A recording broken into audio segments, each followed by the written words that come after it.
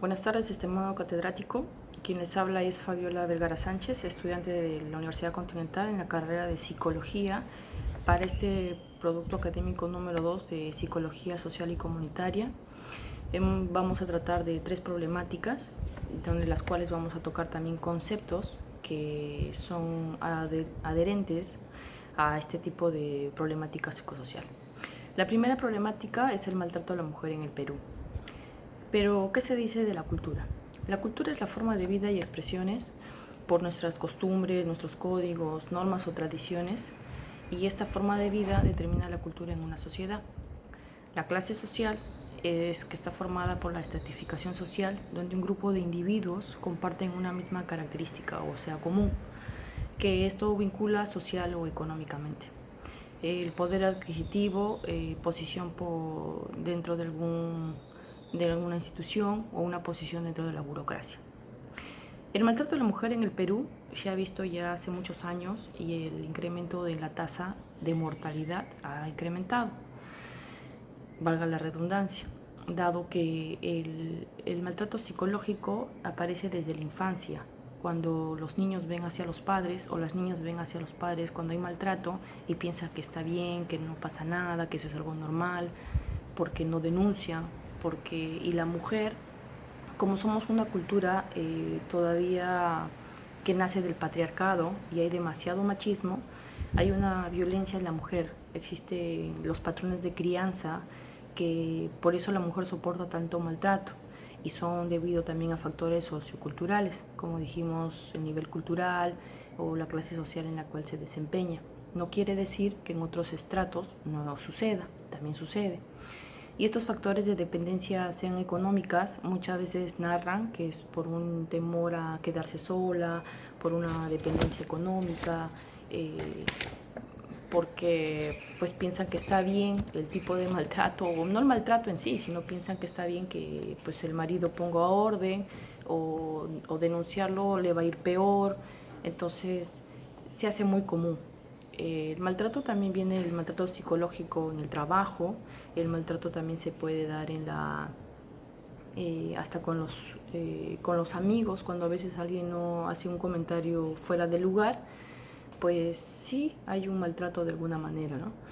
Sin embargo, este maltrato que nosotros vemos o hemos escuchado o leemos en periódicos o algunas noticias, vemos cómo va incrementando, pero por la falta de conocimiento de que sí tienen el derecho de que no esté pasando eso, sí tienen el derecho a denunciarlo, sí tienen el derecho que esa violencia psicológica parte desde la violencia psicológica que existe en casa.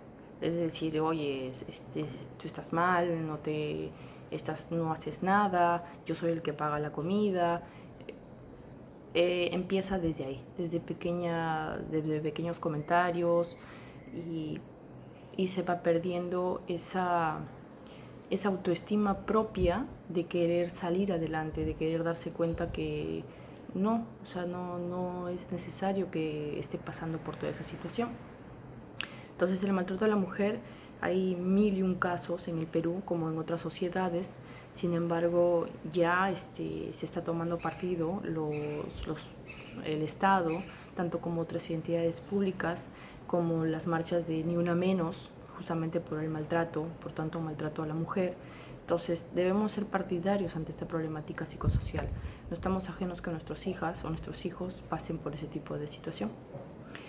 Tomando el otro punto, la problemática social de la conformación de partidos políticos en el Perú, vamos a tocar el tema de formación de grupos, la recompensa, la evaluación y los establecimientos de autoidentidad.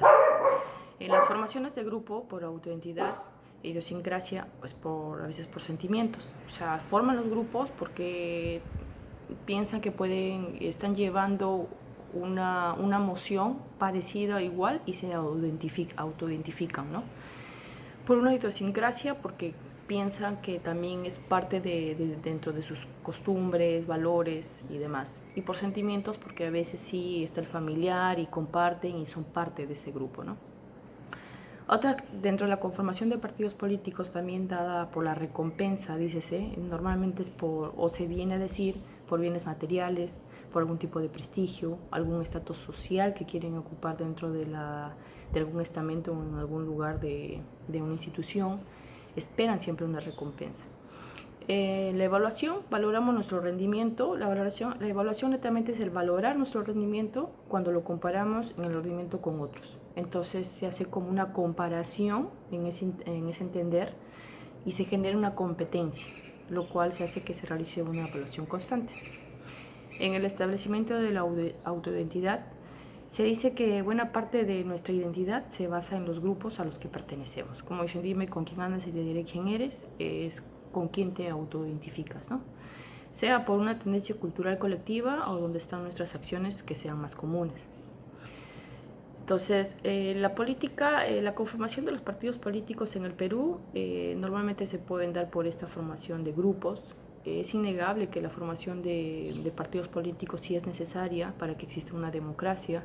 Sin embargo, se pierde o se trastoca el sentido cuando el bien común viene a ser el bien personal de otros, el bien para su familia, el bien de colocar impuestos, el bien, y nace la corrupción, ¿no?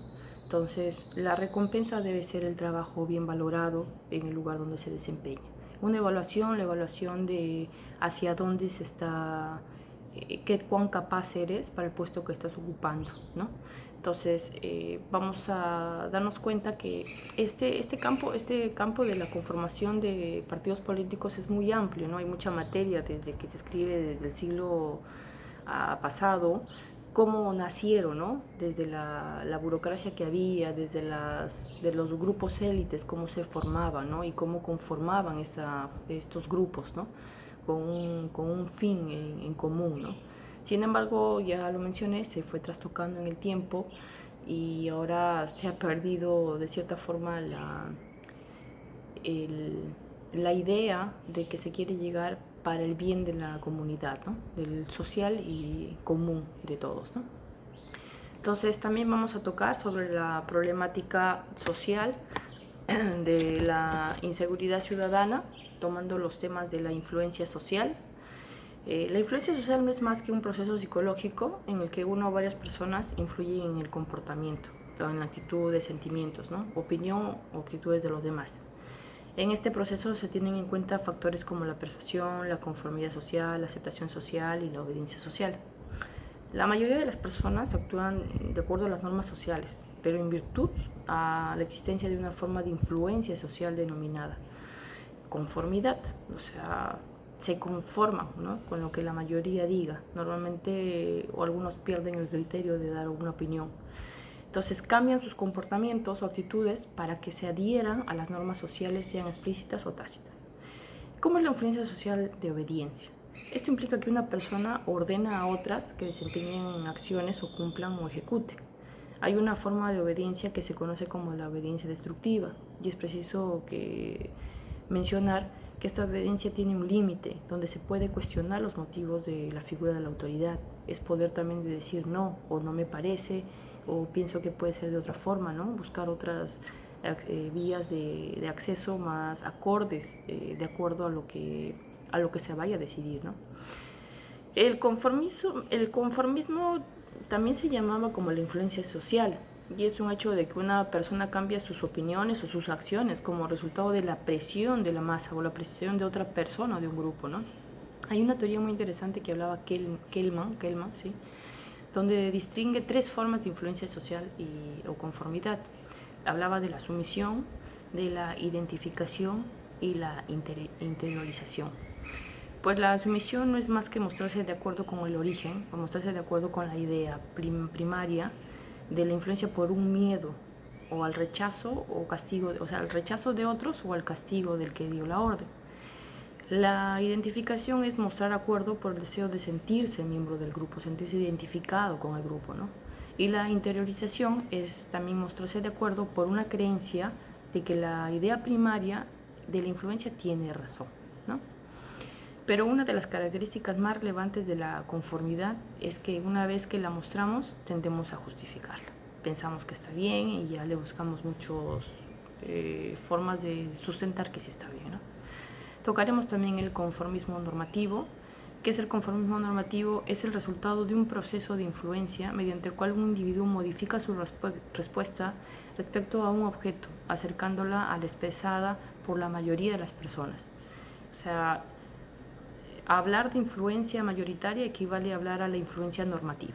Es lo que el grupo, la mayoría, la masa dice, ¿no? Y eso determina la norma que el grupo o en cada situación dada, ¿no? O sea, cómo se actúa, ¿no? Y cómo se espera que se actúe, ¿no? Entonces, el conformismo informativo, también debemos de tocarlo, que habla de la dependencia informativa, cuando el individuo está motivado a mantener una respuesta adaptada a la realidad, pero no es incapaz de evaluar por sí mismo tal sustento, ¿no? O sea, no puede, no necesariamente es real. Y por ello depende de la información que aportan los demás, ¿no? Que es la fuente que influye a esta información, valga la redundancia, ¿no? Pero considera a los otros como mediadores entre él y la realidad. Entonces, ya tocado estos conceptos y estos puntos, vamos a hablar un poco de la inseguridad ciudadana. Lo que necesita a la población realmente exige una necesidad de implementar medidas que sean concretas para disminuir esta violencia urbana que existe, ¿no? Que vemos a diario, que vemos todos los días en las noticias, ¿no? Entonces es sobre todo la delincuencia común, ¿no? Y se padece toda la población. Entonces hay tanta inseguridad que ya da miedo sacar el celular o subirse al bus y cuidar la cartera. Estás como que todo el tiempo en una situación de amenaza, ¿no? Entonces, pero hay muchos factores que causan esta situación. Puede ser una índole socioeconómica, cultural, en la familia, en la escuela, la misma comunidad, los medios de comunicación también. Son aquellos espacios de socialización muy importantes, ¿no? Y que interactuamos día a día, ¿no? Sin embargo, no dan una rienda, una forma clara de orientar los objetivos y contribuir a una débil, que puedan contribuir a esta débil formación ciudadana, ¿no? O sea, mejorar esta, ¿no? Entonces, la criminalidad y la delincuencia es una de las manifestaciones más notorias de esta violencia contemporánea que existe, ¿no? La ciudad, Lima, enfrentamos una alta tasa de delincuencia, ¿no? Que amenazan con los sentimientos de la seguridad de la población. Vernos libres de esta delincuencia es gozar del ambiente de tranquilidad, estar protegidos contra la violencia. Entonces, lograr que nuestra ciudad sea más segura, esto es indispensable para un desarrollo sostenido y para una mejor desenvolvimiento también de nuestros hijos, ¿no? Que creen un espacio de seguridad y de confort. Ya ha habido muchos temas relacionados a esto, sobre todo políticos, que hablan de que se va a combatir, que se va a incrementar el presupuesto a la policía, de que se va a crear digamos, otros grupos donde se detecte a aquellos que son delincuentes, pero también vayamos por el Poder Judicial, vayamos por las leyes, qué tan rígidas son las leyes, ¿no? Que no solamente los capturan y de pronto a las semanas o al mes está saliendo. Entonces, las leyes deben ser un poco más drásticas, ¿no? A fin de que no pase desapercibido un robo y ya ni por mucho decir una violación. Y los asesinatos están como al orden del día.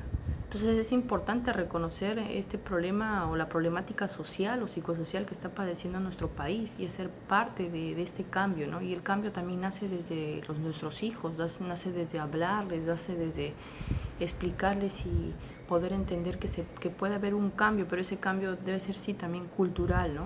Y social, pero no es porque tengas más o menos estudios, nace porque debe haber el cambio de querer ver a tu país mejor, de ver a tu país y decir, sí, es un país seguro, mi ciudad es una ciudad segura, es un lugar donde puedas pasear, es un lugar donde puedas estar tranquilo, donde te puedas tomar un helado, donde puedas compartir un café, donde puedas dejar tu bolso y saber que lo puedes volver a encontrar o recuperar. Vayamos a apuntar hacia lo que queremos llegar, o sea, hacia donde es nuestra meta de ser no mejores ciudadanos, sino de cambiar nuestra cultura. Porque parece triado, pero porque siempre que salimos al extranjero o demás, dicen, acá sí respeto la luz, ¿no? La luz roja. Acá sí no corro. No, acá sí, si encuentro algo lo devuelvo. O sea, es cultura, y esa cultura la podemos hacer parte de nosotros y ese ejemplo se lo damos a nuestros hijos. Entonces empecemos desde nosotros para dar ese ejemplo y que nuestro país pueda cambiar. Bueno, traté de ser explícita y no darle mucha...